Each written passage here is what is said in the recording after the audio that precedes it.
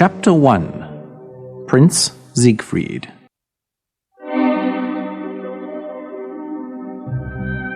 Once upon a time, in a faraway land, there lived a prince. His name was Siegfried, and he was very unhappy. His father, the king, had died. And since then, everyone in the palace had forgotten how to smile. Without his father, Siegfried thought he would never feel happy again. Every day, Siegfried sat at the window in his room in the palace, looking at the birds and the trees. How can they sing and fly so free? They must not feel like me. His servant Oslo tried to make the prince smile by telling him jokes or doing funny tricks for him. But the prince would not smile. I know you love me, Oslo, but I cannot smile. My heart is broken. Oslo would not give up. Let's go for a walk, good prince. Maybe we can find something outside which will make you happy. If you wish, Oslo, but I don't think there's anything that can make me happy. Oslo put on his hunting cap, and he took his crossbow. He enjoyed hunting, and he hoped to catch a bird or a rabbit for the prince. They walked through the forest until they came to a lake. On the lake, there was a beautiful white swan. It had a gold crown on its head that only princesses wear. The swan swam towards the prince and looked into his eyes. The swan's eyes were so sad that Prince Siegfried felt sorry for it. Here is a creature which feels worse than I do. But why do you have that crown on your head? The swan opened its wings and cried out, I think it's trying to tell me something. Oslo had his crossbow in his hands. He wanted to shoot the swan. I'll get that swan for you, prince. Just 1 minute. Oslo, no! Before Oslo could shoot, a magic owl flew from a tree and took Oslo's cap off his head. This cast a spell on him, and he was turned to stone. The prince did not understand. Oslo, what has happened to you? Speak to me.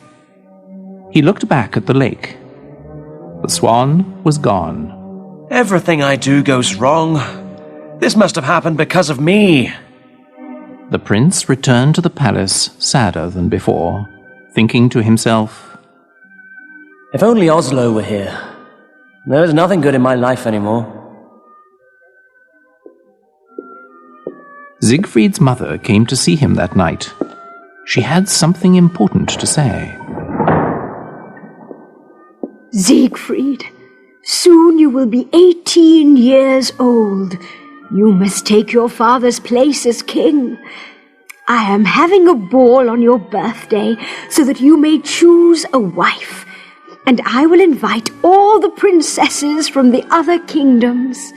But I do not wish to marry, Mother. I do not love anyone. You will learn to love someone. First, you must stop thinking of yourself. If this will make you happy, I will do it, Mother. It is not for my happiness that I am doing this. It is for yours and all the other people in this land. You see, love is more powerful than we know. Without it, you will not be a great king. His mother left him. He sat at the window thinking of what she had said.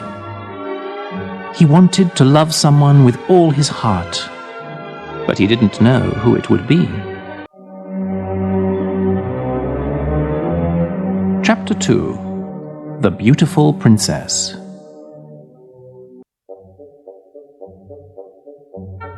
On the morning of the royal ball, everybody was very busy in the palace.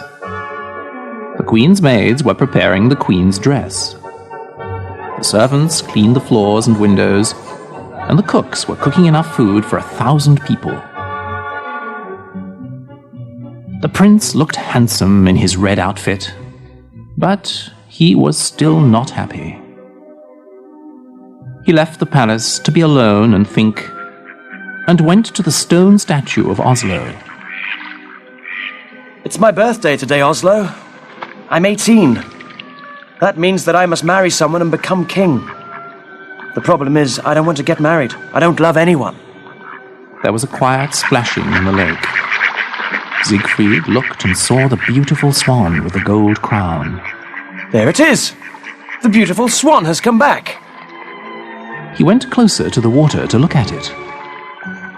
Its eyes had the same sadness in them, but it was happy to see Siegfried, and it swam close to him. Siegfried looked into its eyes and talked to it. I think you understand me. I think you know how people feel. A tear fell from the swan's eye. Don't cry. You should be happy that you are a swan. You will never have to marry someone you do not love. You will never feel sad when someone dies. The swan made a loud cry. Its wings moved back and forth at its sides. Suddenly an owl appeared, as if from nowhere, and flew at Siegfried's head, but it missed. The owl flew off, and the swan began to swim away. Wait, don't leave! Siegfried ran round the edge of the lake, following the swan. He had to run fast to see where it went. Soon he was in a part of the forest he did not know. Tall trees blocked out the sun. It was very dark. The swan swam to an ugly old castle. When it left the water, something magical happened. The swan turned into a beautiful princess. She had long, blonde hair, and she wore a long white dress. The crown was still on her head. Siegfried ran to where she stood at the castle door. Wait! Where are you going? The princess stopped, but she did not look at him. Look at me, please! My name is Prince Siegfried, and I want to know who you are. The princess turned to look at the prince. She had the same dark, sad eyes of the swan. My name is Princess Odile. But why were you a swan? Why do you look so sad? An evil wizard called Rockford cast a spell on me. I may only leave the castle during the day as a swan. Where is this wizard? I will talk to him. I will tell him this is wrong. No, you mustn't. He will hurt you, I know. He does not want me to see another man. Tell me where this man is. I will fight him and free you. No, you must leave. He is dangerous. I won't leave until I see him. You must be set free. Please. You are very kind, but you must go away. I won't. She looked into his eyes again. If you want to do something for me, you will leave now. Odile, I will leave if you want me to. But I want you to come to the ball tonight. I must choose a wife, and I want to choose you. I can't. The wizard won't let me. Find a way. Promise me you'll try. She spoke softly.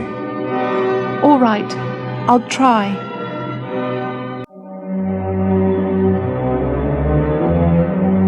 Chapter 3. Odette. Siegfried left, and Odile went inside the castle. Odette, the wizard's evil daughter, was behind a tree. When she saw Odile talking to the prince, she was jealous. She wanted to go to the ball. And what was more, she wanted to marry the prince. She didn't like Odile because she was so beautiful and kind. But the wizard loved her, so Odette couldn't do anything to hurt her. Until now. Odette went to the wizard's room, but he was not there. The room looked like a museum. There was an Egyptian statue against one wall, and large aquariums full of strange fish. On a table stood many different colored bottles. Odette opened one of the bottles. Smoke came out of it. It smelled of burning wood. The magic owl flew into the open window, unseen by Odette, and changed back into the wizard. Do you like the smell? Oh, Father, You scared me. You wouldn't be afraid if you were not in my room when I wasn't here. I know, Father, but I have something very important to tell you. It's about Odile. The wizard opened his eyes wide. He was a tall man, with a long white beard and long white hair. He wore a big black hat and a long black robe with stars on it. Tell me what you know. First, you must promise to do something for me. What is it? I can't tell you now. First, I must tell you about Odile. Then I will ask for something. Will you do it? Tell me before I turn you into a frog. The wizard was very much in love with Odile. He would change his daughter into a frog because he wanted to know about Odile. Today, I saw Odile talking to Prince Siegfried. The prince asked Odile to go to the royal ball tonight. He wants to marry her and free her from your evil powers. The wizard turned in a circle and pointed his hand at the floor. Fire came from his fingers and hit the floor. The whole castle shook. I should have destroyed the prince today when I saw him with Odile. You saw him too? Yes, at the lake. I attacked him, but I was only an owl. Odile knew this and she left him. He must have followed her here. Oh, yes, Father. And he is so handsome. You should see his face. Silence! The wizard turned himself into a large stone ball. He threw himself against the walls, making the castle shake again. Alone in her room, Odile felt the castle shaking. She hid her head under a pillow on her bed. She hated it when the wizard got angry. The wizard changed back into himself in his room. Now, Father, you promised you'd do something for me. I never promised you anything. Oh, Father, I want to go to the ball. I want to marry the prince. The wizard angrily raised his hand again. Then he thought of something. Slowly, he lowered his hand. You would like to go to the ball, wouldn't you? Oh, yes, Father. And you would like to marry the prince? Yes, I would. Then you will. And he will think that you are Odile. Oh, Father, what a wonderful idea. She put her arms around him. His body was cold as stone, and his eyes were filled with fire. Chapter 4. A Bird in a Cage. Odile's room was at the top of the castle tower. Rockford had put her there after he had taken her from her parents. She was the most beautiful princess in the land, and her parents were good and kind. Rockford had asked her father if he could marry Odile. We must ask my daughter what she thinks. Odile was brought to the wizard. Princess Odile. Odile, this man has asked to marry you. He says she is very rich and that he will make you the happiest princess in the world. What do you think? Odile looked into the wizard's eyes. Do you promise to love me forever with all your heart? Will you love me so much that you will not think of what you want, even if it hurts you to do this? The look in her eyes and her questions made Rockford uncomfortable. Why do you ask me such questions? I told your father I could give you everything you could want. The princess smiled and turned her head away. I'm sorry, Father, but I will not marry this man. He does not know what love is. They did not know then that he was a wizard. Rockford had looked like a prince. He wore beautiful clothes and looked very handsome. But when he heard what Odile said to her father, his face began to change. It became old and ugly. His clothes changed from blue to black. You don't know what you're saying, you silly girl. I do not have to ask for what I want. I am a wizard. I can do anything I please. He waved his hands through the air, and a fire started in the castle. where the princess and her parents lived. He had turned Odile into a small bird in a cage and carried her to his castle, where he locked her up in a tower. The entire kingdom was destroyed by this fire, and her parents were killed.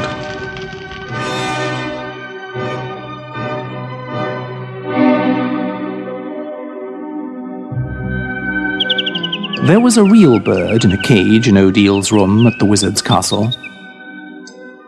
The wizard had put it there so that Odile would remember the power he had over her. He only let her leave the castle as a swan, because he did not want other men to fall in love with her. At night, she stayed in her room, talking to the bird, who was her only friend. She called the bird Patrice, because it was her mother's name. Oh, Patrice, what should I do? The ball is tonight and I am a prisoner here. I believe the prince loves me with all his heart. I saw it in his eyes. He loved me even as a swan. The bird began moving its wings wildly. It always knew when something horrible was about to happen. What is it, Patrice? What are you afraid of? Odile heard keys in her locked door. She put the bird and its cage behind a curtain, because she did not want the bird to see what was about to happen. Chapter 5. Odette's New Voice.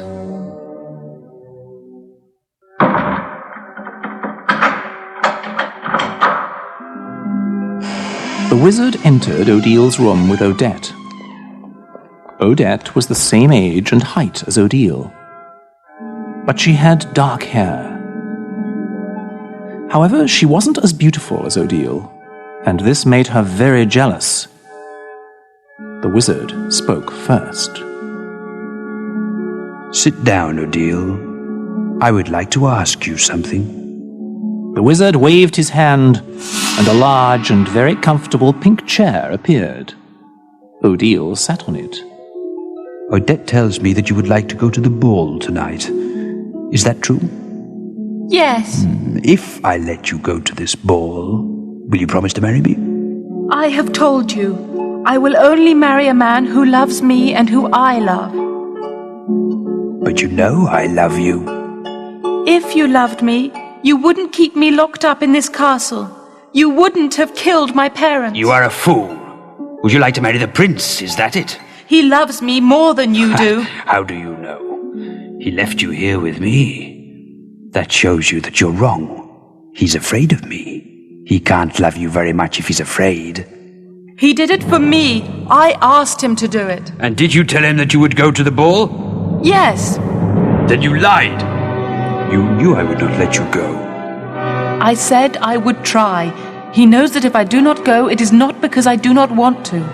And how does he know this? You do not have to cast a spell on someone or make them rich to love you. You understand it by looking in their eyes. You know it by the way they speak and act. You are a dreamer. And you have no heart. Silence!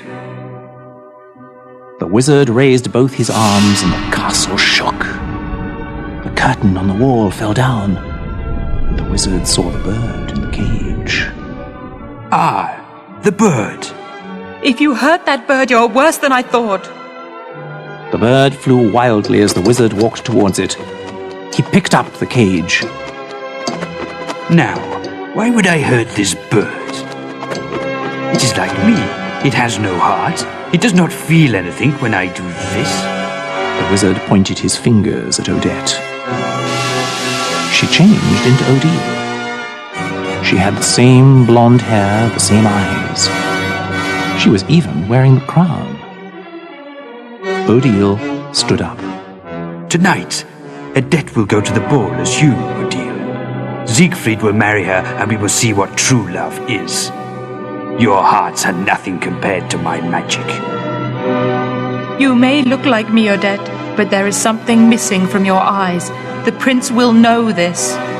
He does not love you, Odile. He only loves what you look like. I almost forgot.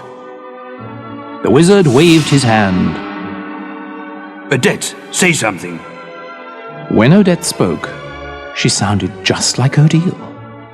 Hello, Prince Siegfried. It's me, Odile. I love you.